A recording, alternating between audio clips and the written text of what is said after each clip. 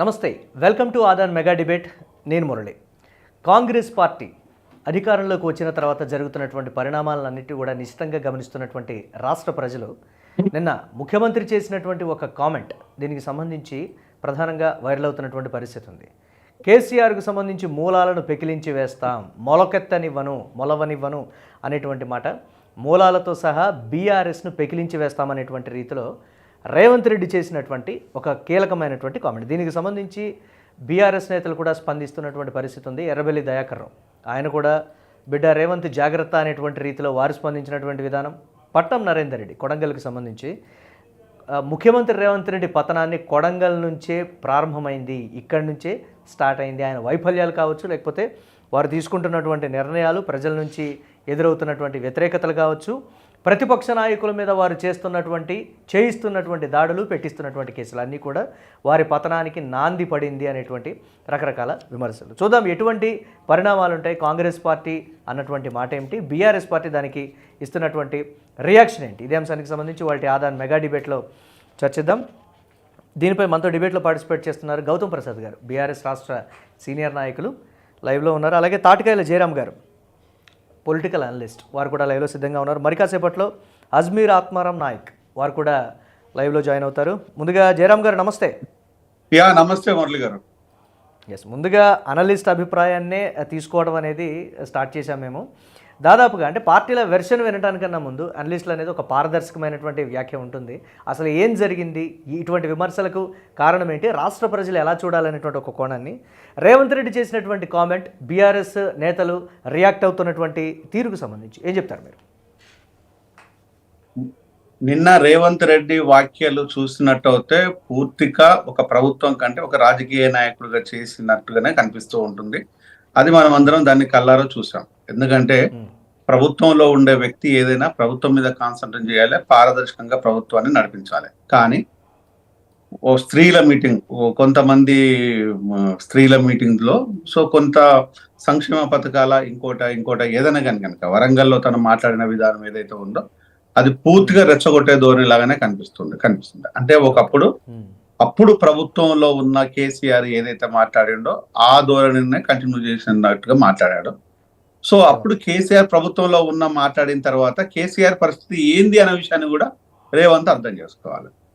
అప్పుడు కేసీఆర్ మాట్లాడేటప్పుడు కేసీఆర్ ఏం చేస్తుండ అనే దాన్ని రేవంత్ అర్థం చేసుకోలేదేమో అనిపించింది. రేవంత్ అర్థం చేసుకుంటే ముఖ్యమంత్రి లాగా బిహేవ్ చేసేవాడేమో, ప్రతిపక్ష నాయకుడి లాగా కాకుండా.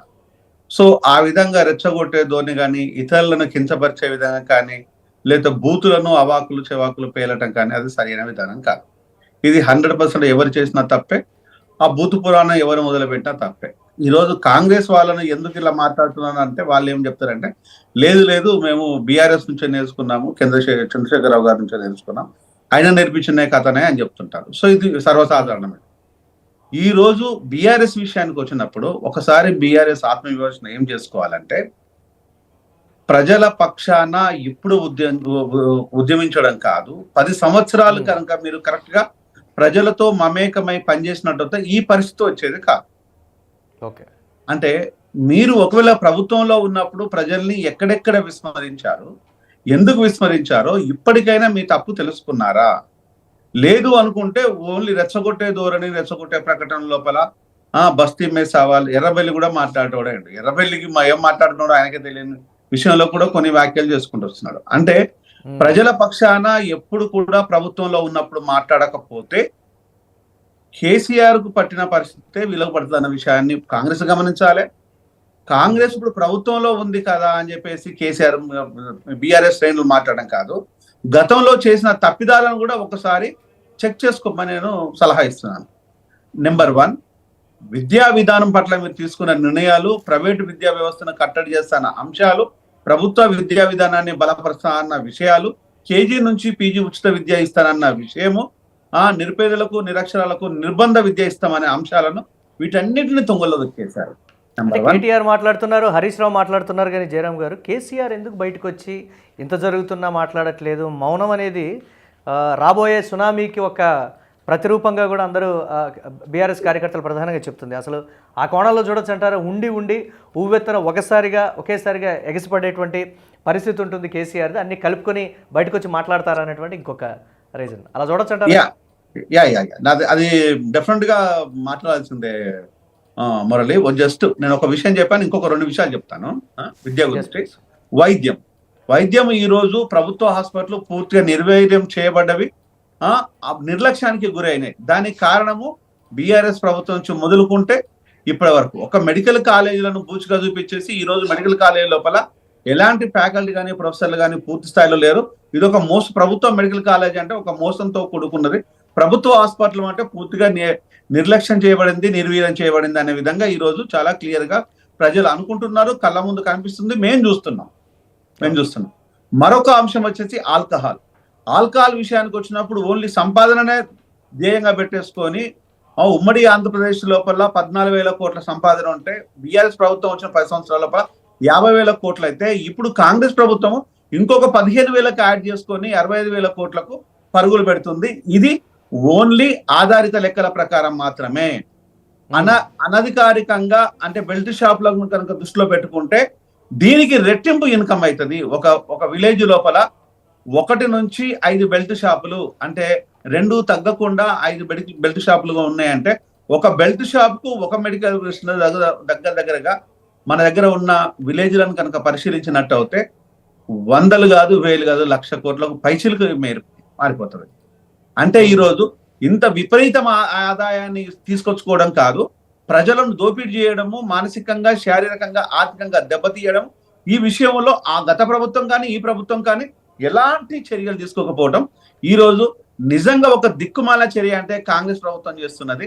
ఏమాత్రం సిగ్గు ఎగ్గు లేకుండా ఈ రోజు రేవంత్ రెడ్డి ఆల్కహాల్ ప్లస్ ప్రభుత్వ విద్యా విధానాన్ని, ప్రభుత్వ వైద్య విధానాన్ని కించపరిచే విధంగా ప్రవర్తిస్తున్నాడు. దానికి దామోదర్ రాజనరసింహ ఈ రోజు ప్రజల ముందు పోయి ఏ రోజన్నా నువ్వు ఖచ్చితంగా మాట్లాడావా, నువ్వు చూసావా అనే దాన్ని నేను డైరెక్ట్ గా ప్రశ్నిస్తున్నాను. నీ వల్ల అవుతుందా కాదా అనే దాన్ని కూడా మా లాంటి వాళ్ళం అడగాల్సిన పరిస్థితి. ఇక నెక్స్ట్ మీరు అన్న ప్రశ్న కేసీఆర్ గారి గురించి చెప్పాలంటే, కేసీఆర్ గారు మీరు అన్నట్టుగా కూర్చొని ఆయన ఖాళీగా కూర్చోరు, గమనిస్తూనే ఉంటారు. డెఫినెట్ గా ఆయనకుండే అవగాహన కావచ్చు, లేకపోతే మాజీ ముఖ్యమంత్రిగా కావచ్చు, డెఫినెట్ గా ఎప్పుడు కూడా సైలెంట్ గా ఉంటాడని ఏం అనుకోను. కానీ గర్జించడం కాదు ఇక్కడ కావాల్సింది. ఎక్కడెక్కడైతే సమస్యలు ఉన్నాయో సమస్యల పైన సానుకూలతగా ప్రవర్తించడము, దాని మీద ప్రశ్నించడము, ప్రజల పక్షాన్ని అందించడము. కేసీఆర్ లాంటి వ్యక్తి మాట్లాడితే ఇంకా ప్రజలకు ఇంకా దగ్గర అవుతుంది. కేసీఆర్ ప్రజల కోసము అండగా ఉన్నాడు, నిండుగా ఉన్నాడని కనిపిస్తుంది. కానీ ఎప్పుడో వారానికో మన పున్నానికో అమావాస్యకో వచ్చేసి నేను మాట్లాడతానంటే అది అప్పుడు ఎప్పుడైతే మనకు ఉద్యమాలలో ప్రభుత్వంలో ఉన్నప్పుడు నడిచిపోయింది, కానీ ఇప్పుడు అది సరైన విధానం కాదు అనేది నేను భావిస్తున్నాను. ఎందుకంటే కేసీఆర్ గారికి తెలియంది కాదు. కేసీఆర్ గారికి ప్రజల మనసులో ఉన్న నాడి, ప్రజల పరిస్థితి తెలుసుకున్న ఒక డెఫినెట్ గా ఒక దిక్సూచి లాంటి నాయకులు. ఆ విషయంలో ఎలాంటి భిన్నాభిప్రాయం లేదు. కానీ ఆయన ఇప్పటికైనా కూడా ప్రజల పక్షాన కనుక మాట్లాడకపోతే, ముఖ్యంగా హెల్త్, ఎడ్యుకేషన్, ఆల్కహాల్ ఇలాంటి వాటి పట్ల మాట్లాడకపోతే అది సమాజానికి చేస్తున్న పెద్ద ద్రోహమే అవుతుంది. ఈరోజు బీఆర్ఎస్ కూడా వీటిపైన ప్రక్షాళన చేస్తూ మాట్లాడకపోతే డెఫినెట్ గా రానున్న రోజుల్లో ప్రజా జేఏసీ కార్యకర్తగా మేము డెఫినెట్ గా ప్రజల దగ్గరికి పోతాం, ప్రజల ముందు ఈ విషయాలన్నీ పెడతాము. ఇప్పటి ప్రభుత్వాన్ని ఎండగట్టి రేవంత్ రెడ్డి అవసరమైతే ప్రజల పక్షాన మాట్లాడతాడా, లేకపోతే ప్రజల నుంచి వైదొలుగుతాడా అనే విషయాన్ని ప్రజలు నిర్ణయించుకుంటారు. దాన్ని ప్రజలు పెద్ద మనుషులు, న్యాయ నిర్ణేతలు వాళ్ళే కాబట్టి వాళ్ళు డెఫినెట్ గా ఇట్లాంటి ముఖ్యమంత్రులకు ఏం చెప్పాలో, గత ప్రభుత్వానికి ఏం చెప్పారో, ఈ ప్రభుత్వానికి ఏం చెప్పాలో మనం చెప్పాల్సిన పని లేదు. వాళ్ళకు పూర్తి విచక్షణ జ్ఞానంతో నిర్ణయాలు తీసుకుంటారని నేను నమ్ముతాను. Yes, right. మాట్లాడదాం దీనికి సంబంధించి. రైట్, ఇక గౌతమ్ ప్రసాద్ గారు ఉన్నారు, బీఆర్ఎస్ రాష్ట్ర సీనియర్ నాయకులు. గౌతమ్ ప్రసాద్ గారు నమస్తే అండి. నమస్తే సార్. ఎస్, వినిపిస్తుందన్నమాట మీకు? వినపడుతుంది సార్. ఎస్, ఎలా చూడాలి రేవంత్ రెడ్డి కామెంట్స్ని? నిజంగా ఆ స్థాయిలో కేసీఆర్ మూలాలని కూకటి వేళ్లతో సహా పెకిలించేటువంటి పరిస్థితి ఉంటుందా, లేకపోతే నిజంగా ఆ స్థాయిలో ప్రస్తుతం అధికార పక్షం పరిపాలన ఉందా? ఆ మాటలను ఎలా చూడాలి? దానికి సంబంధించి గట్టిగానే రియాక్ట్ అయినటువంటి సిచ్యువేషన్ ఉంది, కానీ అది ఆ స్థాయిలో ఉంటుందా? కేసీఆరే నేరుగా వచ్చి మాట్లాడితే బాగుంటుంది అనేది రకరకాలుగా చెప్తున్నటువంటి మాట. ఎలా చూడాలి దీన్ని? సార్, ఈరోజు అంటే రేవంత్ రెడ్డి గారు ఈ రాష్ట్ర ముఖ్యమంత్రిగా ఒక బాధ్యతాయుతమైన స్థానంలో ఉండి మాట్లాడుతున్న మాటలైతే మాకు అనిపించట్లేదు. ఆ, ఏదైతే ప్రజా పాలనను గాలి కొదిలేసి ప్రతిపక్ష పార్టీల మీద దుమ్మెత్తిపోయడము, విరుచుకుపడడం లాంటి మాటలు ఇష్టం వచ్చినట్టు మాట్లాడడము, ఊరు మీద పడ్డ ఆంబోతులాగా వ్యవహరిస్తున్న పరిస్థితి కనపడతా ఉంది. అంటే సారీ టు సే, ముఖ్యమంత్రి గారు ఈ రాష్ట్రానికి ముఖ్యమంత్రి గారు, కానీ ఈ మధ్య ఈ రాష్ట్రానికి సంబంధించిన ఒక ముఖ్యమంత్రి హోదాలో ఒక గౌరవనీయ పద్ధతిలో ఆ హుందాతనాన్ని ప్రదర్శించడంలో ప్రతి సందర్భంలో ఆయన ఫెయిల్ అవుతున్న పరిస్థితి ఇప్పుడు దాదాపు ఏడాది కాలం పూర్తయింది సార్. ఏడాది వస్తుంది, ఎలక్షన్స్ అయిపోయి కొత్త ప్రభుత్వం వచ్చింది. ప్రజలు ఒక పార్టీని అందలం ఎక్కిస్తారు, ఇంకో పార్టీ వాళ్ళకి నచ్చకపోతే అందరం దించేస్తారు. వాళ్ళకి అనేక రకాల విమర్శలు ఉండొచ్చు, లేకపోతే అసంతృప్తులు ఉండొచ్చు. అది ఎవరైనా అంటే మేము ఇన్ని సంవత్సరాలు ఉంటాం ఖచ్చితంగా అని చెప్పేసి రాసి పెట్టుకోవడానికి ఉండదు సార్. అయితే ఈ 11 నెలల కాలంలో ప్రజా పాలన అనేది ప్రజలకు అందించే విధంగా ఎక్కడ కూడా ప్రభుత్వం వ్యవహరించట్లేదు. ప్రతి విషయంలో కూడా ఈరోజు నిజంగా చెప్తున్నాను, ఊరి మీద పడ్డ ఆంబోతులాగా రేవంత్ రెడ్డి గారి మాటలు, ఈ రాష్ట్ర ముఖ్యమంత్రి గారి మాటలు మనకు కనపడతా ఉన్నాయి. ఏంటండి ఇష్టం వచ్చినట్టు మాట్లాడడం? పాలన, ప్రభుత్వం చేసే మంచి పనులు, ఈ ప్రజలకు కావాల్సిన మంచి, ఇంకా ప్రజల్ని ఏ విధంగా నేను మంచి వైపుకు నడిపిస్తానో లేదా మంచి పాలన అందిస్తానని చెప్పేసి తను పెట్టుకున్న విజయోత్సవ సభలలో తను చెప్పుకోవాల్సిన రిపోర్టు, తను నిర్దేశం చేసుకోవాల్సిన బాధ్యతలో ఆ సభలు పెట్టుకోవాలి. అంటే ఏం పెట్టుకున్నారు వాళ్ళు? సభ, విజయోత్సవ సభ. ఏడాది కాలంలో వాళ్ళు విజయోత్సవ సభ. ఆ విజయోత్సవ సభ ఈ 11 నెలల్లో వాళ్ళు చేసిన కార్యక్రమాలు, 12 నెలల్లో చేసిన కార్యక్రమాలు వాళ్ళు ప్రజలకు చెప్పాలి. చెప్పుకొని మెప్పు పొందాల్సిన బాధ్యత వాళ్ళ మీద ఉంది. కానీ అడుగడుగున ఇక్కడ వాళ్ళ ఫెయిల్యూర్స్ ఉన్నాయి. వాళ్ళు ఇచ్చిన ఎలక్షన్స్ లో వాళ్ళు ఇచ్చిన హామీలు ఎక్కడా కూడా అమలు పరచకుండా, వాటి మీద వస్తున్న విమర్శల్ని పక్కదో పట్టించే విధంగా, బుల్డోజ్ చేసే విధంగా ఇష్టం వచ్చినట్లు మాట్లాడడం, ప్రజల మీద ఇష్టం వచ్చినట్లు దాడి చేయడం, ఇష్టం వచ్చినట్లు వ్యవహరించడం ఈ రోజు వరకు మనకు కనపడుతున్న పరిస్థితి.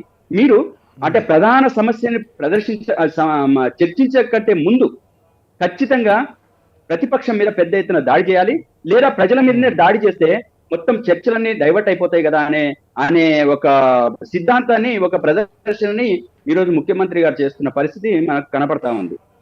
ఈ రోజు 6 గ్యారెంటీల పరిస్థితి ఏంటి అని చెప్పేసి మాట్లాడాల్సి వస్తుందేమో అని చెప్పేసి, అది ఎక్కడ ప్రజలు నిలదీస్తారు అని చెప్పేసి దానికి మూసి అని, దానికి హైడ్రా అని, దానికి లేదా ప్రతిపక్షం మీద దాడి అని, ఇంకో రకంగా అరెస్టులు అని, ఇంకా రకరకాలుగా మాట్లాడి దాన్ని డైవర్ట్ చేసేయటం. ఈరోజు నిజంగా ఈ ముఖ్యమంత్రి గారికి వాళ్ళ మాటలు చూస్తుంటే మనము కేసీఆర్ ని పెకిలించే దమ్ము, ధైర్యం, సత్తా ఉందా?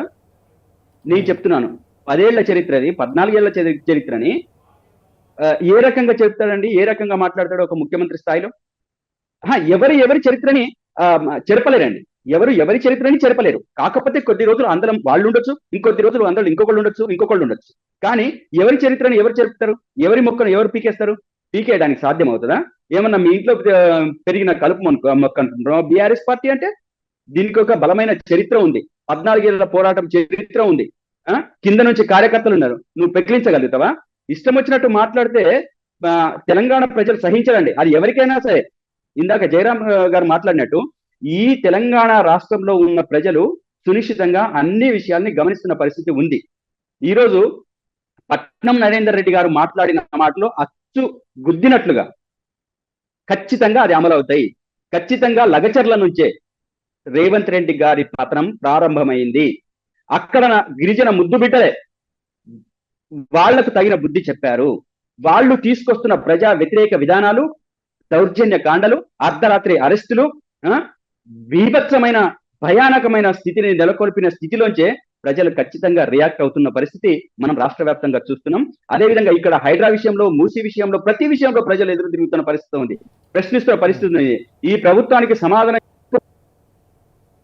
స్థితికి నెట్టబడుతున్న స్థితి ఈరోజు మనం చూస్తా ఉన్నాం. రేవంత్ రెడ్డి గ్రహించాడంటారా? అంటే తను గ్రహించరండి,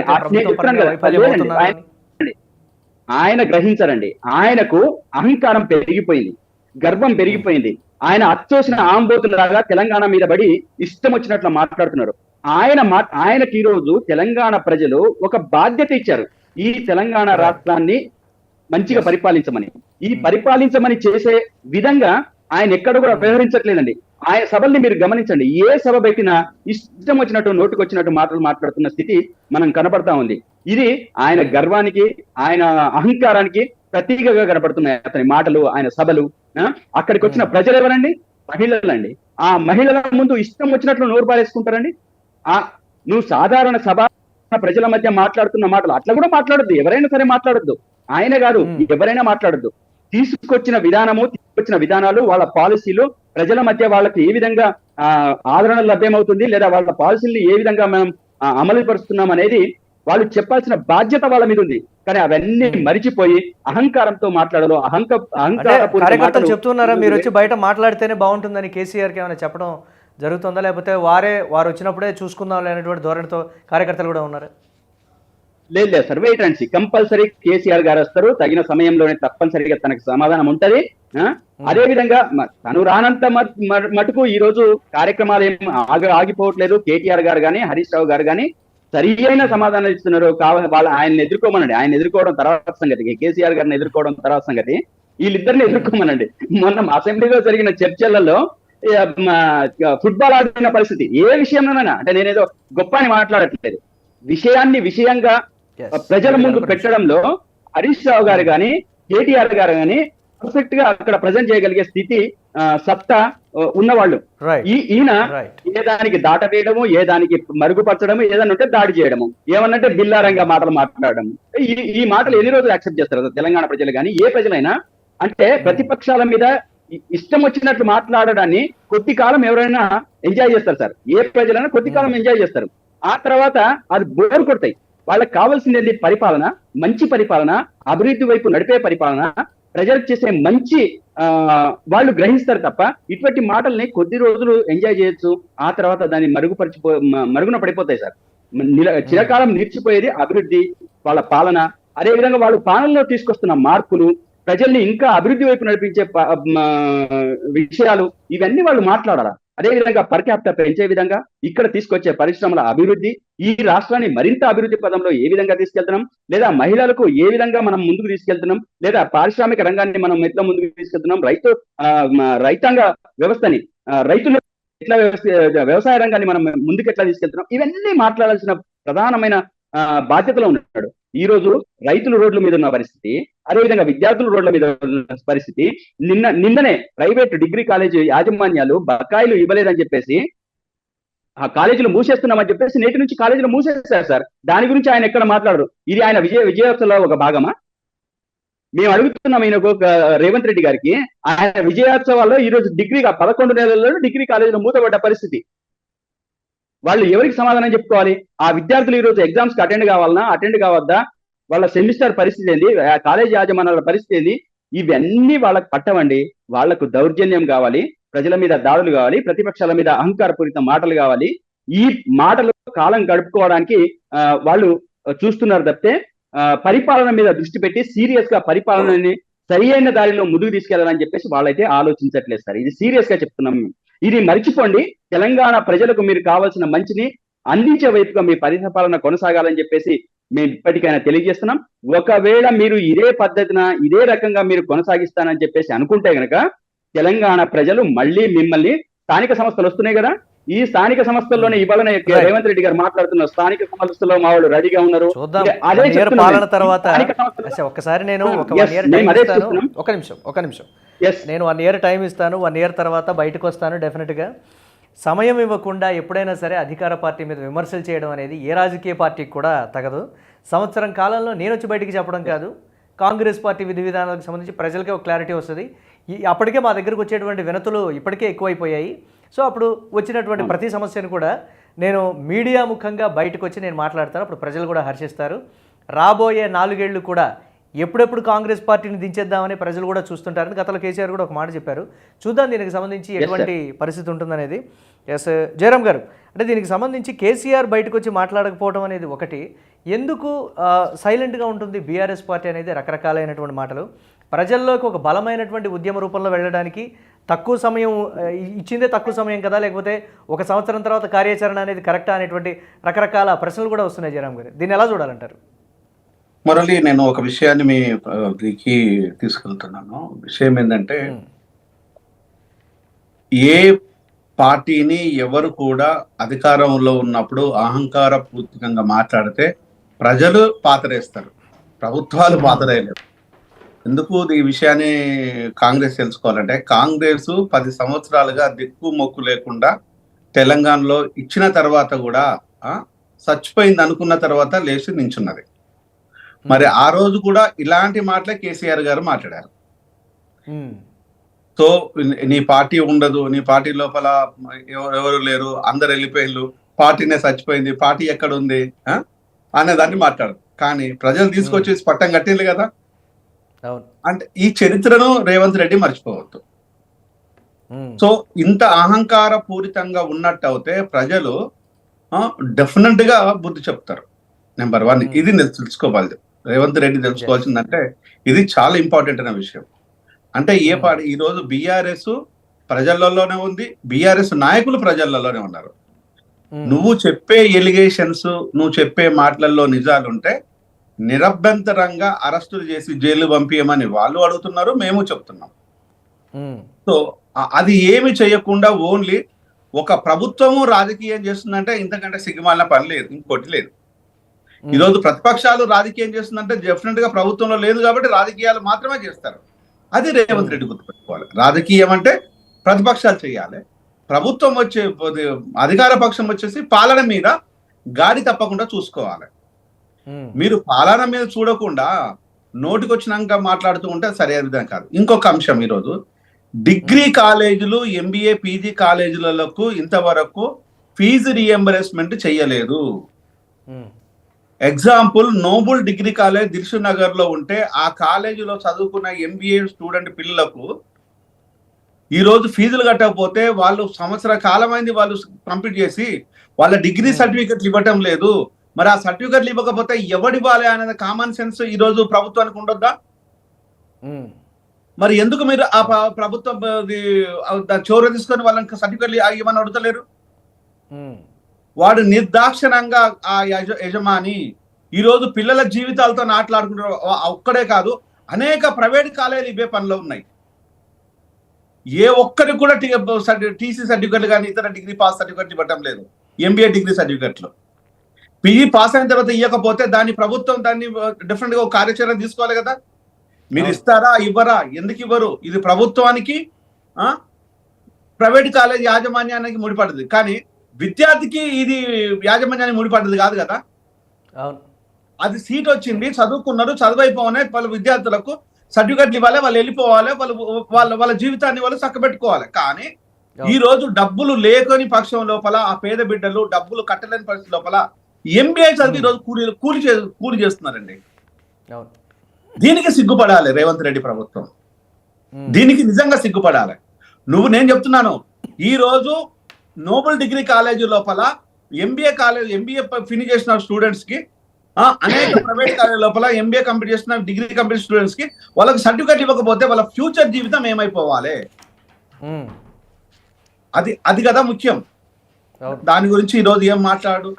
నెక్స్ట్ వచ్చేసి పొద్దాక వచ్చేసి బీఆర్ఎస్ గురించి మనం, బీఆర్ఎస్ తప్పులు చేసిందని ప్రజలు నమ్మింది కాబట్టే మీకు పట్టం కట్టారు. మీకోసం మేమంతా పనిచేశాము.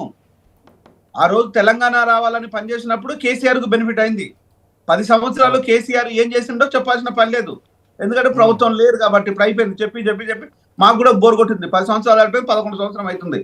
ఇప్పుడు నువ్వు కూడా అదే బాటలో పోతున్నావు కదా. కేసీఆర్ కు ఉన్నతంగా భిన్నంగా ఏం ప్రవర్తించావు? కేసీఆర్ ని నువ్వన్నావు, మేమన్నావు. ఒకటి వచ్చేసేమో కులం పాలన, రెండోది వచ్చేసి కుటుంబం పాలన. ఈ రోజు నీది అదే పరిస్థితి ఉంది కదా. నీది కులం పాలనే ఉంది, కుటుంబం పాలనే ఉంది. ఈ రోజు నీ కుటుంబం లోపల నీ తమ్ముళ్ళు, నీ అన్న, నువ్వు మాత్రము అజమాయిషి చేస్తున్నారు.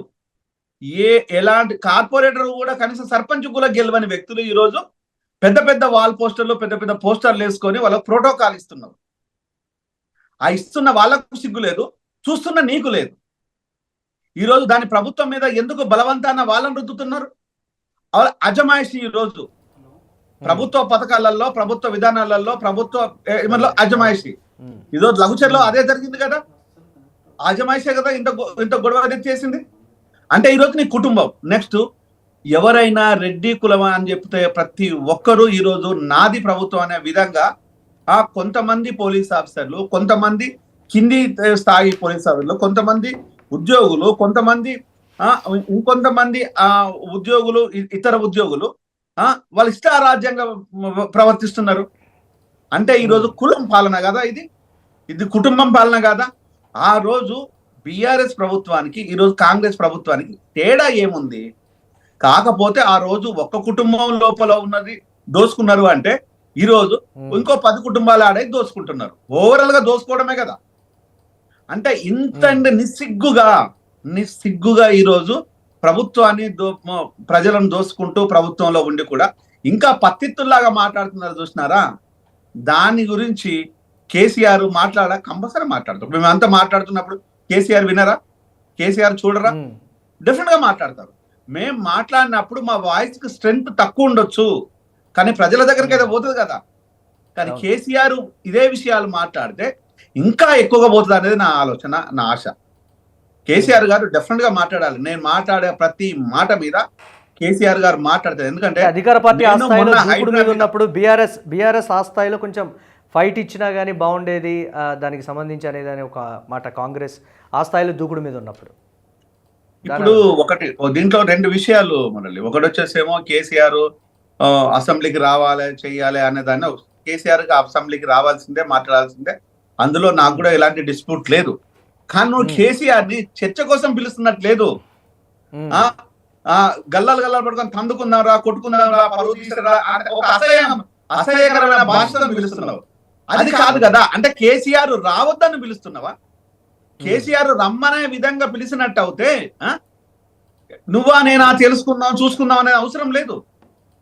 విషయాల పట్ల పరిపక్వత, పరిశీలన ఉండే కేసీఆర్ గారికి రావాలని పిలవటం లోపల భాష ఇది కాదు కదా. అమ్మా అని మాట్లాడడం వేరు, నీ అమ్మ అని మాట్లాడడం వేరు. ఇందులో ఎంత తేడా ఉంటది? అంటే ఈరోజు ముఖ్యమంత్రి గారు నువ్వు రాకూడదు అనే విధంగా భాష అంత దృఢ నమ్మకంతో మాట్లాడుతున్నారు తప్పితే కేసీఆర్ గారు వస్తారు అన్నట్టుగా మాట్లాడతలేరు. అంటే ఆయన రావద్దు అని మాట్లాడుతున్నట్టుగానే కనిపిస్తుంది తప్పితే రావాలి అన్నట్టుగా మాత్రం నాకైతే కనిపించట్లేదు. మొదట్లో మేము కూడా అనుకున్నాం కేసీఆర్ రావాల్సిందే, రేవంత్ రెడ్డి పిలవాల్సిందే. రోజుకు రేవంత్ రెడ్డి విచక్షణారహితంగా మాట్లాడుతున్నాడు. దాన్ని మేము వ్యతిరేకిస్తాం. అది కేసీఆర్ మాట్లాడినా వ్యతిరేకిస్తాం, రేవంత్ మాట్లాడినా వ్యతిరేకిస్తాం. ఎవరు మాట్లాడినా తప్పే, నేను మాట్లాడినా తప్పే, ఎవరు మాట్లాడినా తప్పే. ఆ విచక్షణ రహితంగా మాట్లాడడం ఎంతవరకు కరెక్టు? సమస్యల మీద మాట్లాడడం అనేది కంపల్సరీ కావాల్సిందే. ఎందుకంటే ప్రజలు మీరైతే ఉంటే బాగుంటుందని ఆ కాన్స్టిట్యూన్సీ ప్రజలు నమ్మి, రాష్ట్ర ప్రజలు నమ్మినప్పుడే కదా ఒక ఎమ్మెల్యేగా గెలిపించుకునేది. అక్కడికి అసెంబ్లీకి పోకపోవడం డెఫినెట్ గా తప్పిదమే. కానీ మీరు పిలిచే విధానము ఏదైతే ఉందో అది మాత్రం అభ్యంతరకరం. ఆ పిలిచే విధానం అభ్యంతరకరం. రావాల్సిన విషయం కంపల్సరీ, పిలిచే విధానం ఏదైతే ఉందో రేవంత్ రెడ్డి విధానము అది మాత్రం డెఫినెట్ గా అభ్యంతరకరమే. ఎస్ రైట్, మాట్లాడదాం దీనికి సంబంధించి. ఎస్ వెంకట్ గారు, కాంగ్రెస్ పార్టీ యూత్ నాయకులు అండ్ సీనియర్ నేత. ఎస్ వెంకట్ గారు, వినిపిస్తుందా నా వాయిస్ మీకు? ఎస్, చాలా తక్కువగా వినిపిస్తుంది. మళ్ళీ ఒక్కసారి మీరు నెట్ కనెక్షన్ చెక్ చేసుకోండి ప్లీజ్. మళ్ళీ మాట్లాడతాను నేను మీతోటి, ప్లీజ్ రీకనెక్ట్ అవ్వండి. ఎస్ గౌతమ్ గారు, సో అది పరిస్థితి. కేసీఆర్ ఎప్పుడు వస్తారు? కేసీఆర్ తోటి ప్రజలు కూడా మమేకం అవ్వాల్సినటువంటి అవసరం ఉంది. కేసీఆర్ కోసం వెయిట్ చేస్తున్నారు అని బీఆర్ఎస్ నేతలు బాహాటంగా బయటకు చెప్తున్నారు. నిజంగా రాష్ట్రంలో 11 నెలల పాలనలో ఆ పరిస్థితులు ఉన్నాయా? ఎవరైనా బెదిరిస్తే మేము బెదరం అనేటువంటి మాట అయితే చెప్తున్నారు. కానీ అధినేత అంటే రాజు ముందుంటే సైనికులకు వచ్చేటువంటి బలం వేరే ఉంటుంది కదా అనేటువంటి రకరకాల మాటలు. ఈ కోణాన్ని ఎలా చూడాలంటారు? సార్ మురళి సార్, నేనేమంటున్నానంటే ఎవరికి బెదిరిస్తారు, ఎవరు బెదిరిస్తే భయపడతారు సార్?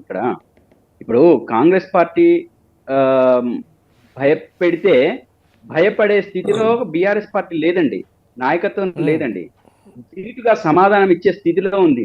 మీరు చర్చలు చూడండి, హరీష్ రావు గారు కానీ, కేటీఆర్ గారు కానీ అసెంబ్లీలో ప్రతి విషయాన్ని క్షుణ్ణంగా వాళ్ళు పెట్టిన విమర్శలే కావచ్చు, లేదా వాళ్ళు పెట్టిన చర్చలే కావచ్చు, ఏ దాని మీదైనా క్షుణ్ణంగా పరిపూర్ణంగా సమాధానం ఇవ్వగలిగే కెపాసిటీ ఉన్న నాయకులు వాళ్ళు ఇస్తున్నారు. వీళ్ళ తాటాకు చప్పుడులు చేస్తే మేము వెనక్కిపోయేది కాకపోతే భయపడేది ఏముండదు సార్. ఒకటి. రెండో విషయం ఏంటంటే, మేము ఎందుకు పదే పదే చెప్తున్నాం ఈ విషయం, కేసీఆర్ గారి విషయంలో కొంచెం ఆరోగ్యం విషయం ఒకటి ప్రాబ్లం, కొంత ఇంకా టైం తీసుకోవాలి. రెండో విషయం ఏంటంటే, తను బలంగా నమ్ముతుంది ఏంటంటే, 1 సంవత్సరం పాటు ఒక అధికార పక్షానికి మనం సమయం ఇవ్వకుండా ఉంటే బాగోదు అని తను మొదటి నుంచి చెప్తూ వస్తున్నమాట. దాన్ని పాటిస్తున్నారు. ఖచ్చితంగా తను ఇంకో నెలకో 15 రోజులకో తను బయటకు వస్తారు. వచ్చిన తర్వాత దాని చర్చలు, దాని విస్తృతమైన ప్రజల మధ్య జరిగే చర్చలు అవి వేరుగా ఉంటాయి. నేను ఇది ఉండని అండి. ఇప్పుడు నేనేమంటున్నానంటే, కేసీఆర్ గారి బయటకు రావటం వలన అంటే రేవంత్ రెడ్డి గారు ప్రజాపాలన మర్చిపోతున్నారా? రాకపోవడం వలన? వస్తేనే సరి అయిన పరిపాలన చేస్తారా? నా ప్రశ్న అది. ఇప్పుడు ఆయనకు టిఆర్ఎస్ చేతుల నుంచి అధికారాన్ని కాంగ్రెస్ పార్టీకి అప్పగించారండి ప్రజలు. ఈ ప్రజలిచ్చిన అధికారాన్ని ఈ కాంగ్రెస్ పార్టీ ఏ విధంగా సద్వినియోగం చేసుకుంటుందన్నదే తెలంగాణ ప్రజల ముందున్న ఒక పెద్ద ప్రశ్న. నేను ఇందాక చెప్పాను, కొన్ని అసంతృప్తులతోనో లేకపోతే ఇంకో కారణాలతోనో అధికార పక్షం నుంచి బీఆర్ఎస్ ని పక్కకు పెట్టారండి. ఇప్పుడు అధికార పక్షంలో ఉన్న వాళ్ళు ఏం చేయాలి? దాన్ని అందిపుచ్చుకొని సరి అయిన పరిపాలన ఈ తెలంగాణ ప్రజలకు అందించాల్సిన బాధ్యత వాళ్ళ మీద ఉందా? లేకపోతే ఈ తెలంగాణ మీద పడి ఇష్టం వచ్చినట్టు మాట్లాడుతున్నాను. ఖచ్చితంగా ఈ ప్రభుత్వము ప్రజాపాలన అని చెప్పేసి మాట్లాడుతున్న ప్రభుత్వము ఎక్కడైనా ప్రజల వైపుగా నిలబడి పరిపాలన చేసిన స్థితి ఉందా? రాగానే ప్రజాపాలనలో భాగంగా సర్వే చేశారు సార్. ఈ సర్వే చేసిన దాంట్లో, తీసుకొచ్చిన దాంట్లో, ఆయా అంశాల్ని ప్రవేశపెట్టిన దాంట్లో ఏమైనా వాళ్ళు అమలు చేశారా? వాళ్ళు 4 లక్షల ఇల్లు కడతామని చెప్పేసి చెప్పారు సార్. ఈ సర్వే తర్వాత 4 లక్షల ఇల్లు కట్టడానికి వాళ్ళు ఇప్పటికీ కూడా ఒక్క ఇల్లు కూడా మంజూరు చేయలేదు సార్. మీకు చెప్పాను చూడండి, 6 గ్యారెంటీలలో ఏ గ్యారెంటీని వాళ్ళు అమలు చేశారు సార్? అదే ఏదైనా సరి అయిన విధానంలో అమలు చేశారా? మేము ఈ రోజు నిర్దిష్టంగా అడుగుతున్నాము, 6 గ్యారెంటీలలో ఒక్కటన్నా ఈ రోజు వాళ్ళు చెప్పుకొస్తున్న బస్సు విధానము, మేము మహిళలకు బస్సును అందించాము, చాలా బాగా అందించామని చెప్పేసి మాట్లాడుతున్నారు కదా. ఈ రోజు అదే మహిళలు మాకు బస్సులు సరిపోవట్లేదని చెప్పేసి, అక్కడ ఉన్న పురుషులు బస్సులు సరిపోక మేము గంటల తరబడి రోడ్ల మీద నిలబడాల్సిన పరిస్థితి అని చెప్పేసి వాళ్ళు చెప్తున్న స్థితి ఉంది. మీరు ఈ ప్రభుత్వం దాన్ని ఎందుకు గమనించట్లేదు? ఈ రోజు రవాణా వ్యవస్థ అంటే రవాణా అయ్యే జనాల సంఖ్య పెరిగినప్పుడు బస్సుల సంఖ్య పెంచాలనే బాధ్యత ఈ ప్రభుత్వానికి లేదా? ఖచ్చితంగా పెంచాలి కదా.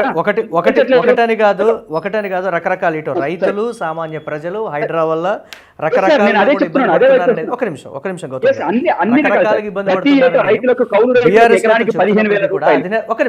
నిమిషం అధినేత కేసీఆర్ బయటకు వచ్చి ఏం మాట్లాడతాడు? నిజంగా ప్రజా సమస్యల మీద మాట్లాడతారా, లేకపోతే ఇతరత్ర ఇంకా దేనికి సంబంధించి అయినా మాట్లాడతారా అనేది కూడా ఒకసారి మనం క్లియర్ కట్గా చూద్దాం. ఇదే అంశానికి సంబంధించి మనతోటి తెజావత్ వెంకట్ నాయక్ గారు, కాంగ్రెస్ పార్టీ యూత్ నాయకులు, వారు మనతోటి ఫోన్ లైన్లో సిద్ధంగా ఉన్నారు. వారితో కూడా ఒకసారి మాట్లాడదాం. వెంకట్ నాయక్ గారు నమస్తే సార్. నమస్కారం సార్. ఏంటి, ఎలా చూడాలి దీనికి సంబంధించి? కాంగ్రెస్ పార్టీ ఒక సుదీర్ఘ వివరణ ఇస్తే బాగుంటుందనేది ఒక మాట. ఎందుకు రేవంత్ రెడ్డి ఆ స్థాయిలో అగ్రెసివ్గా వెళుతున్నారు? ఎందుకు అటువంటి మాటలు మాట్లాడుతున్నారు? కూకటి వేళతో అంటే ఉద్యమానికి ఊపిరులుది ప్రత్యేక తెలంగాణ సాధనలో ప్రాణాన్ని సైతం పణంగా పెట్టినటువంటి ఒక నాయకుడి మూలాలను కూకటి వేళతో సహా పెకిలించేటువంటి పరిస్థితులు కాంగ్రెస్ పార్టీకి ఉంటాయా? 11 నెలల పాలనలోనే రకరకాలైనటువంటి విమర్శల్ని మూటగట్టుకుంటున్నారు. పాలన మీద దృష్టి పెడితే బాగుంటుంది తప్ప ఇటువంటి వ్యాఖ్యలు దేనికి? ఒక ముఖ్యమంత్రి స్థాయిలో కాకుండా సాధారణ కార్యకర్త రెచ్చిపోయినట్లుగా రెచ్చిపోతున్నారు తప్ప కనీసం ఆ పదవిలో ఉన్నప్పుడైనా సరే వారు మాట్లాడేటువంటి భాష కావచ్చు, లేకపోతే మాట్లాడేటువంటి మాటకు ఒక వ్యాలిడిటీ కానీ ఒక అర్థం ఉంటే బాగుంటుంది అనేది రకరకాల విమర్శలు. కాంగ్రెస్ పార్టీ దీనికి సంబంధించి ఒక సుదీర్ఘ వివరణ ఇస్తే బాగుంటుంది ప్లీజ్. సార్, ఇప్పుడు మీకు ప్యానల్ ఉన్న పెద్దలకు నమస్కారం సార్. సార్, నా వాయిస్ క్లియర్ గా వినపడుతుందా సార్? ఎస్ చెప్పండి సార్. ఇప్పుడు ఇందాక గౌతమ్ ప్రసాద్ గారు అచ్చొచ్చిన ఆంబోతులను అట్లా మాట్లాడుకుంటూ వచ్చారు. వారి మాటలను వెనక్కి తీసుకోమని నేను అన్నాను, కానీ నేనైతే ఒక మాట చెప్తున్నాను సార్. గుంటనక్కలు కేవలం మనకు ఏది చందమామ కనపడ్డప్పుడు మాత్రం అరుస్తాయి సార్. ఉమ్, కానీ తెలంగాణలో ఉన్న బీఆర్ఎస్ పార్టీ సంబంధించిన ఈ 2 గుంటనక్కలు ప్రధానంగా అవి రోజు తెల్లార్లు అంటే మార్నింగ్ లేస్తే మార్నింగ్ నుంచి ఈవినింగ్ వరకు తెల్లార్లు వాళ్ళు అరుస్తూనే ఉన్నారు. ఏ కారణం చేత అరుస్తున్నారు, ఎందుకు అరుస్తున్నారు అన్న విషయం వాళ్ళకి క్లారిటీ లేదు. ఎందుకంటే ఒక ప్రభుత్వం నడిపి వచ్చిన వాళ్ళు, ఒక ప్రభుత్వంలో 10 సంవత్సరాలు పరిపాలన చేసి వచ్చిన వాళ్ళు, ఒక పరిపాలన విభాగం ఎలా ఉంటుందని చెప్పి తెలిసి కూడా ప్రభుత్వాన్ని పరిపాలన ఆ పెత్తనాన్ని వదిలేసి వచ్చారు కాబట్టి దాన్ని భరించుకోలేక, దాన్ని జీర్ణించుకోలేక ప్రభుత్వం ఏర్పడిన మొదటి రోజు నుంచి ఈ రోజు వరకు ఈ సంవత్సర కాలంలో కాంగ్రెస్ ప్రభుత్వం ఏం చేసిందనే విషయాన్ని మేము స్పష్టంగా ప్రజలకు చెప్పడానికి మేము సిద్ధంగా ఉన్నాము. వారికి ఇన్ కేసు నిజంగా కాంగ్రెస్ పార్టీ చేయలేదని అనుకున్నప్పుడు ఆ 4 నెలలో 5 నెలలో 6 నెలలో గ్యాప్ వచ్చినప్పుడు అది పార్లమెంట్ ఎలక్షన్ రూపంలో వాళ్ళకి ఏ రూపంలో ప్రజలు బుద్ధి చెప్పారనే విషయం వాళ్ళు కూడా తెలుసు. అయినా సరే ఇవన్నీ మనసులో పెట్టుకోకుండా ప్రతిపక్షాన్ని మాట్లాడద్దంటారు అయితే సార్ ఎందుకు మాట్లాడొద్దంటాం సార్? మేము వాళ్ళలాగా డిక్టేటర్షిప్ చేసినామా? ప్రతిపక్షం మాట్లాడాల్సిన ఇది ఉంటుంది, కానీ ప్రతిపక్ష నాయకుడు బయటకు వచ్చి మాట్లాడితే ఇంకా బాగుంటుంది అంటున్నాము తప్ప. అది ఇప్పుడు చరిత్ర గురించి మాట్లాడుతున్నారు, మాట్లాడుతున్న వాళ్ళకేమో గౌతమ్ గారు ఒక్క నిమిషం వారిని మాట్లాడాలి, వెంకట్ గారిని మాట్లాడండి. ఇప్పటిదాకా మీరు మాట్లాడారు కాబట్టి వారిని మాట్లాడిద్దాం కొంచెం, ఒక 5 minutes గౌతమ్ గారు ప్లీజ్. మీరు ఇప్పటిదాకా మాట్లాడారు, వారిని మాట్లాడిద్దాం, కంప్లీట్ చేయనిద్దాం. ఎస్ ప్లీజ్ వెంకట్ గారు కంటిన్యూ. సార్ ఇప్పుడు నేనేమంటున్నా అంటే సార్, ఇప్పుడు అంటే చరిత్ర గొప్పదని అనుకున్నాం, ఆ చరిత్ర నిర్మాణంలో ప్రజల పాత్ర కీలకమైనది. ఎవరి చరిత్ర నిర్మాణంలో భాగమైనా, ఇప్పుడు కాంగ్రెస్ అయినా బీఆర్ఎస్ అయినా బీజేపీ అయినా ఎవరి చరిత్రలోనైనా ప్రజల పాత్ర కీలకంగా ఉంటుంది. 10 సంవత్సరాలు నాకు అధికారాన్ని అందించారు ఆ ప్రజలని అనుకున్నప్పుడు ఆ ప్రజల తరపున మాట్లాడు, బయటికి రా, ప్రజల తరపున మాట్లాడి నువ్వు కృతజ్ఞతలు నువ్వు తీర్చుకొని అడగడం తప్ప సార్? ఆ తప్పెట్లయితుంది? లేనిపోని విషయాన్ని మెడకంట కట్టించి ఒక విషనాగులాగా మీ సోషల్ మీడియా దాన్ని ప్రొవోకేట్ చేసి ఈ 10 నెలల కాల పరిమితిలో మేము ఏం చేశామని చెప్పి స్పష్టంగా చెప్పడానికి మేము సిద్ధంగా ఉన్నా కూడా పనికిరాని ట్రోల్ చేసి పనికిరాని విషయాన్ని ముందు పెట్టి పేద అమాయక గిరిజనులు ముందు పెట్టి ఒక గుంట జాగా ఇప్పటికీ ఒక గుంట జాగా కూడా కాంగ్రెస్ పార్టీ గవర్నమెంట్ ఎక్కడ తీసుకోలే గుంజుకోలే కూడా అన్యాయంగా. ఏదైతే రాజ్యాంగబద్ధంగా ఒక అంశాలు ఎక్కడ ఉన్నాయో గ్రామ సభ ఏర్పాటు చేయాలి, గ్రామ సభలో కలెక్టర్ స్థాయి వ్యక్తి రావాలి, కూర్చోవాలి, మాట్లాడాలి, వాళ్ళు ఒప్పుకుంటే తీసుకోవాలి, లేకపోతే లేదని ఒక ప్రొవిజన్ ఉంటది. కానీ అంత దాకా కూడా తీసుకెళ్లలేదు కదా. ఈ రోజు గిరిజనులకు బాధ జరిగిందని చెప్తున్నా సన్నాసులు కూడా నేను ఒక మాట స్పష్టంగా చెప్పదలుచుకున్నా. మల్లన్న సాగర్ భూములో గిరిజనుల భూములు పోలేదా? ఏది దండుమల్కాపురంలో TSIACCలో దీంట్లో మన గిరిజనుల భూములు పోలేదా? యాచారంలో ఫార్మసీలో గిరిజనుల భూములు పోలేదా? జీరోం వ్యాలీలో గిరిజనుల భూములు పోలేదా? మీరు డెవలప్మెంట్ కోసం తీసుకున్న భూములన్నింటిలో రోడ్ల కోసం కానీ పారిశ్రామికీకరణ కోసం కానీ దీనికోసం దానికోసం దానిలో గిరిజన భూములు పోలేదా? దళితుల భూములు పోలేదా? అంటే ఇదే మాటకి సంబంధించి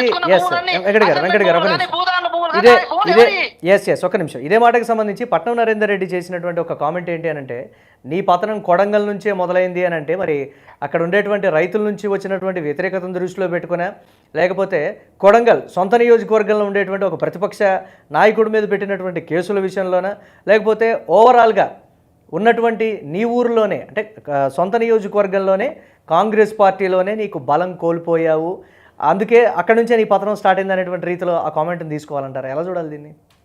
మురళి గారు, కొడంగల్ నుంచి ముంబై బస్సు పోతుంది, మీకు ఐడియా ఉందో లేదో నాకు తెలియదు. తెలుసు. కొడంగల్ నుంచి మహబూబ్ నగర్ నుంచి ముంబై బస్సు ఇప్పటికి పోతుంది. ఆ ముంబై బస్సులో ఎవరు పోతారు తెలుసా మురళి గారు? దళితులు గిరిజనులు పోతారు. నేను ఒక లంబాడి బిడ్డని, మా లంబడోళ్ళు పోతారా ఆ బస్సుకు పోతారు. మా దాంట్లో ఢావళో అంటారు ఒక భాష, ఢావళో అంటే ఏడుస్తారు. ఒక బిడ్డని ఒక అల్లుడిని బస్ ఎక్కి పంపించినప్పుడు, లేకపోతే ఒక కొడుకుని ఒక కోడల్ని బస్ ఎక్కి తల్లి లేకపోతే తండ్రి పంపించినప్పుడు ఇట్లా అంటే పైన ఒక గుమ్ముడు అంటారు, అది నెత్తి మీద పెట్టుకొని ఏడుస్తారు. మహబూబ్ నగర్ లో ఎక్కువగా ముంబైకి పోయేది కొడంగల్ వాసులు. ఆ వలసలు బస్ ఆపిర్రా? మరి మీరు ఇప్పుడు 10 సంవత్సరాల కాలంలో ఆ ముంబై బస్సులు మీరు ఆపిర్రా? ఆ వలసలు మీరు ఆపిర్రా? మేము ఆపినా అని చెప్పి క్లెయిమ్ చేసుకోవడం కాదు సార్, వాళ్ళకి డెవలప్మెంట్ చూపించాల్సిన అవసరం ఉంది కదా. ఆ కారణం చేత జరిగిన ప్రక్రియ సార్ అది. గౌరవ ముఖ్యమంత్రి గారికి ఇప్పటికీ కొడంగల్ ఒక గుంట అంటే గుంట భూమి లేదు సార్. దానికి ఫార్మసిటీ అంటున్నారు, అల్లుడు అని అంటున్నారు, ఇంకేదో అంటున్నారు. ఏ కారణం చేత అంటున్నారు సార్? అంటే ఏ విషయంతో మీరు ఈ మాట అంటున్నారు? అంటే అభివృద్ధి కోసం ఒక పనిని ముందు పెడితేనే మీకు ఇంత చికాకు అనిపిస్తుందా? మీకు ఇంత బాధ అనిపిస్తుందా? ఏ పనిలోనన్నా సరే మీరు ప్రభుత్వం నుంచి వచ్చిన విషయాన్ని మర్చిపోతే ఎట్లా సార్? మీరు ప్రభుత్వంలో ఉండొచ్చు. అసలు కాంగ్రెస్ పార్టీలో వీటన్నిటి మీద అంతర్గతంగా చర్చ జరుగుతుందా వెంకట్ గారు? దీన్ని ఎలా చూడాలంటారు అసలు అన్ని అంశాల మీద? సార్ ఒక మాట మీద స్పష్టంగా చెప్పదలుచుకున్నాం. భూసేకరణ అనేది ఈ రోజు కాంగ్రెస్ పార్టీ కొత్తగా చేస్తుందా, తీసుకొచ్చిందా? సరే ఆ భూసేకరణ సమస్యకి సంబంధించి కాకుండా ప్రతి నెల కూడా అంటే ఇప్పుడు 11 నెలలు అయిపోయాయి, ప్రతి నెల కూడా అసలు పాలన మీద రివ్యూ జరుగుతుందా, లేకపోతే బయట నుంచి అంటే ప్రతిపక్షాలు చెప్తున్నాయని కాదు, లేకపోతే సోషల్ మీడియాలో చెప్తున్నారని కాదు, ఎక్కువగా కూడా గ్రూప్ తగాదాలు కానీ లేకపోతే గ్రూప్ ఇష్యూస్ ఎక్కువగా ఉన్నాయి, మినిస్టర్స్ మధ్య ఐక్యత లేకపోవడం. ఆయన బర్త్డే రోజు ఇచ్చినటువంటి పర్సనల్ ఇంటర్వ్యూలో కూడా పొంగులేటి శ్రీనివాసరెడ్డికి సంబంధించి బాంబుల విషయం ఏంటి అని అంటే ఏమో నాకు తెలియదు అని అన్నారంటే వాళ్ళ మధ్య సమన్వయం లేదనా, లేకపోతే అది వారి వ్యక్తిగత కామెంట్ ఒక మీడియాకి ఇచ్చినటువంటి పరిస్థితి. నేను మీకు లింక్ పెడతాను, ఒకసారి చూడండి.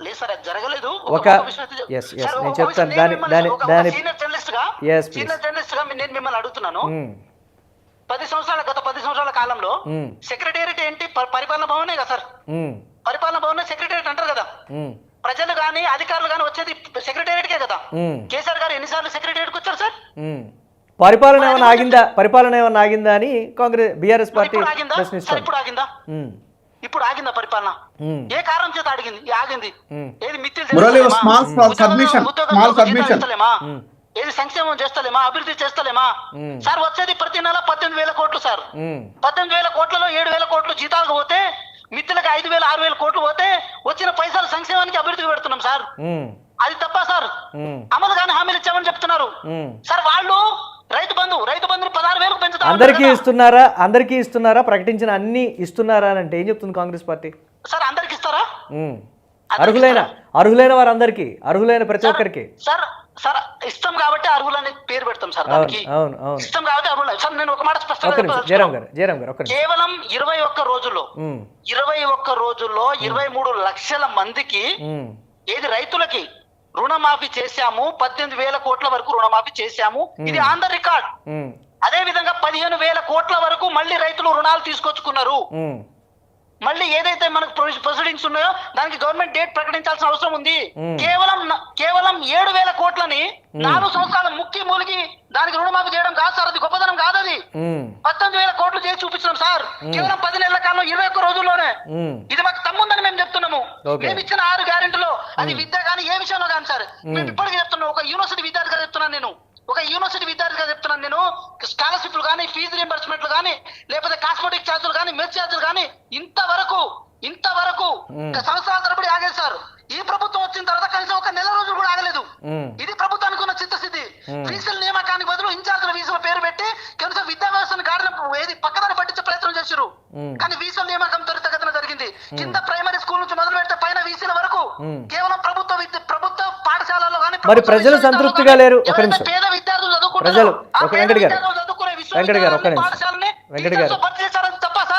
ప్రజలు సంతృప్తిగా లేరు అని బీఆర్ఎస్ పార్టీ చెప్తుంది. సోషల్ మీడియాలో కూడా అక్కడక్కడ కొన్ని పోస్టులు కావచ్చు, లేకపోతే సామాజిక మాధ్యమాల్లో కాంగ్రెస్ పార్టీ వైఖరి మీద ఎందుకు భిన్నమైనటువంటి కామెంట్స్ వినిపిస్తున్నాయి. మరి దానికి సంబంధించి అది ఏమైనా చర్చ జరుగుతుందా? మహేష్ కుమార్ గౌడ్ వారానికి 2 సార్లు చొప్పున గాంధీ భవన్లో కార్యకర్తలతోటి సామాన్య ప్రజల నుంచి కూడా వినతులు స్వీకరిస్తుంటే చాలా వరకు వస్తున్నాయి, కానీ ఎక్కడ కూడా పరిష్కారం కావట్లేదు, అపరిష్కృతంగా ఉన్నాయి అని రకరకాలైనటువంటి విమర్శలు ప్రజల నుంచి కూడా. అసలు నిజమేనా? సార్ ప్రజలైతే ఇక్కడ అసంతృప్తిగా లేరు, కాకపోతే బీఆర్ఎస్ పార్టీ నాయకులు అసంతృప్తిగా ఉన్నారు. ఎందుకంటే 10 సంవత్సరాలు దోచుకోవడానికి సరిపోలేదు సార్. ఇంకో 5 సంవత్సరాలు ఉంటే బాగుండేది అన్న ఫీలింగ్ వాళ్ళలో ఉండే, కానీ దోచుకోవడానికి అప్పటికి ఏం లేదు కదా సార్. అంత బూడిద ఏం లేదు. ఎక్కడ చేయబెట్టినా కూడా ఉత్త డబ్బాలో చిట్టిలో ఉన్నాయి, కానీ ఏం లేవు సార్. చాలా అస్తవ్యస్తంగా మార్చి చేతిలో పెట్టిపోయారు సార్. మిగులు రాష్ట్రాన్ని చేతిలో పెడితే 7 లక్షల కోట్ల అప్పున్న రాష్ట్రాన్ని చేతిలో పెట్టేసి కనీసం మిత్రులు కూడా పైసలు లేకుండా చేశారు సార్. ఎక్కడ పడితే అక్కడ ఏ కార్పొరేషన్ పెడితే ఆ కార్పొరేషన్ లో మన ఊళ్ళలో బర్ల మీద లోన్ తెచ్చుకుంటాం, గోల్డ్ మీద లోన్ తెచ్చుకుంటాం, ఇంటి మీద లోన్ తెచ్చుకుంటాం, భూమి మీద లోన్ తెచ్చుకుంటాం, మనిషి మీద లోన్ తెచ్చుకుంటాం సార్. వీళ్ళు అవయవాల మీద లోన్ తెచ్చుకున్నారు సార్. మన ఒంట్లో ఉన్న అవయవాలను కూడా తాకట్టు పెట్టి లోన్. సరే, ఉద్యమ నాయకుడు మూలాలను కూకటి వేళ్లతో పెగిలించి వేస్తాము అని అంటే నిజంగా సరే ఎంతవరకు సాధ్యమవుద్ది ఏంటి అనేది పక్కన పెడితే, ప్రజలు నిజంగా ఆ మాటని ఎందుకు రేవంత్ రెడ్డి అలా అన్నాడు? సాధ్యమయ్యే పనేనా? ముఖ్యమంత్రి స్థాయిలో ఉన్నటువంటి వ్యక్తి కూకటి వేళ్లతో పెగిలించి వేస్తానంటే ఎందుకు ఆ విధంగా అంత ఏం జరిగింది అనేటువంటి రకరకాల విమర్శలు. వయసుకైనా గౌరవం ఇవ్వాలి, సీనియారిటీ అనేది ఒకటి ఉంటుంది. తెలంగాణ రాష్ట్ర సాధన ప్రక్రియకు సంబంధించి మూలస్తంభంగా కూడా కేసీఆర్ ఇప్పటివరకు చెప్తూ ఉంటారు. రేవంత్ రెడ్డి కూడా ఒకానొక సమయంలో వారు ఉద్యమానికి ఊపిరిలూదారు, కరెక్ట్ మేము ఒప్పుకుంటాం, కానీ దాన్ని కాంగ్రెస్ పార్టీ ఇచ్చిందని మళ్ళీ ఇది తిప్పినటువంటి పరిస్థితి ఉంది. ఒక చర్చ ఏమైనా జరుగుతుందా రేవంత్ రెడ్డి పదే చేస్తున్నటువంటి కామెంట్స్ మీద కాంగ్రెస్ పార్టీలో? సార్ ఇప్పుడు నేను ఒకటే చెప్తున్నాను సార్, రాజకీయంగా వేరే పార్టీ మీద కక్ష సాధింపు చేసే ఒక ఆలోచన కాంగ్రెస్ పార్టీకి ఉండదు. ఉమ్, అలా ఉండదు కాబట్టి ఎన్నో ప్రాంతీయ పార్టీలు ఈ దేశంలో వెలిచినాయి. ఓకే. ఇంకో విషయం ఏంటంటే కేసీఆర్ గారితో ఎటువంటి గట్టు పంచాయతీలు రేవంత్ రెడ్డి గారికి లేదు. ఉమ్, ఇది మాత్రం నేను స్పష్టంగా చెప్పదలుచుకున్నా. ఓకే. ఇక్కడ విషయం ఏంటంటే సార్, ఒక ప్రతిపక్ష నాయకునిగా ఉమ్, బయటకు వచ్చి మాట్లాడే అర్హత హక్కు నీకున్నప్పుడు ఉమ్, నువ్వు రాకుండా ఏదో ఇద్దరు ఉంటారు కదా సార్, తెలివి తక్కువ దద్దమని తీసుకొచ్చి ముందు పెట్టి వాళ్ళ ద్వారా ఎట్లా పడితే అట్లా మాట్లాడిస్తా, ఎట్లా పడితే అట్లా చేస్తా అంటే ఎట్లా సార్? ఉమ్, మేము ఒకటే అంటున్నాం, ఏ హోదాలో వీళ్ళు మాట్లాడతారు వాళ్ళు మాట్లాడతారని చెప్పి ప్రశ్నిస్తున్నారు కదా. వీళ్ళిద్దరు ఏ హోదాలో మాట్లాడుతున్నారు మరి? ఉమ్. వీళ్ళిద్దరు ఏ హోదాలో మాట్లాడుతారు? ప్రతిపక్ష హోదాలో మాట్లాడుతున్నారా? ప్రతిపక్ష పార్టీకి సంబంధించినటువంటి నాయకులు గతంలో మంత్రులుగా చేసినటువంటి వారే కదా, పార్టీలో కీలకంగా ఉన్నటువంటి వారు. ఆ కోణాలు చూడకూడదా మనం?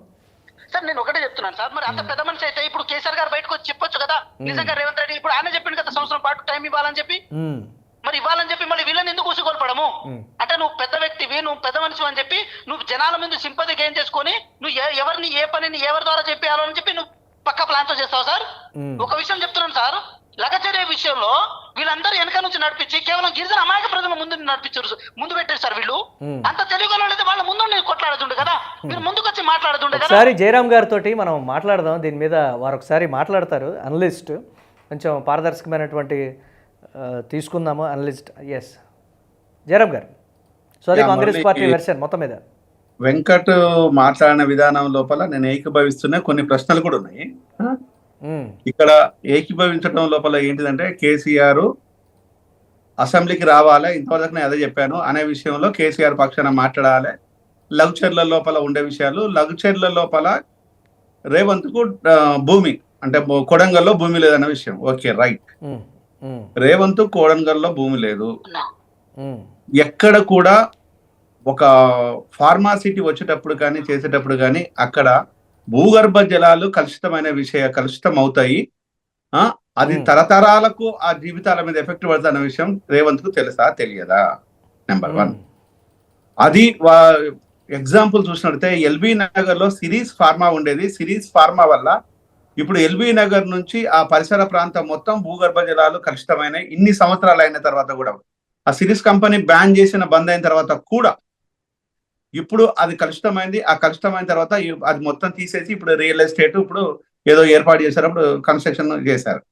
ఆ నీళ్లను ఒకసారి రేవంత్ రెడ్డి వెళ్ళి చూసొస్తే బాగుంటది. ఆ పరిసర ప్రాంతంలో నీళ్లు ఎలా ఉంటాయో చూసొస్తే కూడా బాగుంటుంది అనేది నేను చెప్పదలుచుకున్నాను. నెక్స్ట్ అదే కొడంగల్ విషయం లోపల ఈ రేవంత్ కు మదర్ కాన్స్టిట్యున్సీ మీద నీకు నిజంగా కనుక కింది కులాల మీద ప్రేమ ఉన్నట్టయితే ఆ భూములను వదిలేసి ఎక్కడైనా చరిత్రలో, తెలంగాణ చరిత్రలో కానీ ఉమ్మడి ఆంధ్రప్రదేశ్ చరిత్రలో కానీ రాజకీయ నాయకులు భూములు పోయిన దాఖలాలు ఉన్నాయా? ఎక్సెప్ట్ పివి నరసింహారావు పక్కన పెట్టేది. పివి నరసింహారావు సీలింగ్ యాక్ట్ కింద దగ్గరగా 413 ఎకరాలు ఆయన ప్రభుత్వానికి హ్యాండ్ ఓవర్ చేశారు. ఆయనను ఒక్కరిని పక్కన పెట్టేస్తే ఆయన మనస్ఫూర్తిగా హ్యాండ్ ఓవర్ చేశారు ప్రజల కోసం. ఇలాంటి దాఖలాలు ఎవడైనా ప్రభుత్వాలలో చేశారా? ఏ ప్రభుత్వాలైనా, తెలుగుదేశం కావచ్చు, బీఆర్ఎస్ కావచ్చు, కాంగ్రెస్ లో కావచ్చు. రేవంత్ రెడ్డికి భూములు ఉన్నాయా లేవా? ఒకవేళ లేవు అనుకుంటే ఆమన్గల్లులో ఉన్న 100 ఎకరాలు ఏంటిది దాని పరిస్థితి? మీ భూములలో రేవంత్ రెడ్డి భూములలో ఎందుకు పెట్టాడు కంపెనీలు? కేసీఆర్ భూములలో ఎందుకు కంపెనీలు పెట్టరు? ఈ ప్రభుత్వ అధినేతల భూములలో మీకు 1000 ఎకరాలు బినామీల పేర్ల మీద వస్తాయి, లక్షల ఎకరాలు బినామీల పేర్ల మీద పెట్టుకుంటారు. కానీ ప్రజల కోసం మాత్రం కంపెనీలు మాత్రం మీ భూములలో ఉండకూడదు. ఇది మీకు అసలు మీకు భూములే లేవు అనుకుంటే కేసీఆర్ చరిత్ర ఏ పార్టీ ఒక్క నిమిషం, ఏ పార్టీ అధికారంలో ఉన్నా కానీ జరిగేటువంటి పరిణామాలు మీకు తెలుసు. మీరు సీనియర్ అనలిస్ట్ అండ్ డాక్టర్గా కూడా ఉన్నారు. మీకు సొసైటీలో ఏం జరుగుతుంది, అధికారంలో ఉన్నటువంటి నేతల ధ్యేయం ఏంటి, ఏ పార్టీ అయినా సరే మనకు కొంచెం ట్రాన్స్పరెంట్గా మాట్లాడుకుంది కొన్ని అంశాలకు సంబంధించి. ఏ పార్టీ అధికారంలో ఉన్నా కానీ స్వార్థం అనే ఒక కోణం కానీ, లేకపోతే మనవాడు తనవాడు అనేటువంటి ఒక కోణాల్లోనే అన్ని రకాలుగా కూడా జరుగుతూ ఉంటాయి. ఎంత అవునన్నా కాదన్నా సరే, అర్హత ఉందా లేదా ఇవన్నీ విషయాలు పక్కన పెడితే అనుకూలంగా మన అనుకున్న వాడికి జరుగుతూ ఉంటాయి కదా. సో పార్టీలు వీటిని వీడాలి అనేది ముందు నుంచి చెప్తున్నటువంటి మాట. పారదర్శకమైనటువంటి నేతలు, పారదర్శకమైనటువంటి పరిపాలన రావాలి. నేతల్లో ట్రాన్స్పరెన్సీ ఉంటేనే రాష్ట్రం కానీ, ప్రాంతం కానీ, ప్రజలు కూడా అభివృద్ధి చెందుతారు, వారి తలసరి ఆదాయం కూడా పెరుగుతుందనేది రకరకాలుగా వస్తున్నటువంటి విమర్శలు. కానీ రేవంత్ రెడ్డి మాట్లాడేటప్పుడు మాత్రం కాస్త జాగ్రత్తగా మాట్లాడితే బాగుంటుంది. ఒక సీనియర్ నాయకులకు సంబంధించి మాట్లాడే భాష విషయంలో మాత్రం అబ్జెక్షన్ అయితే బీఆర్ఎస్ అయితే చెప్తుంది. చూద్దాం ఎలాంటి పరిణామాలు ఉంటాయో. రైట్, థ్యాంక్ యూ ప్రసాద్ గారు, వెంకటనాయక్ గారు, జయరామ్ గారు ఆదాన్ మెగా డిబేట్లో పార్టిసిపేట్ చేసినందుకు. ఇది వాళ్ళ Aadhan mega debate. Keep watching Aadan.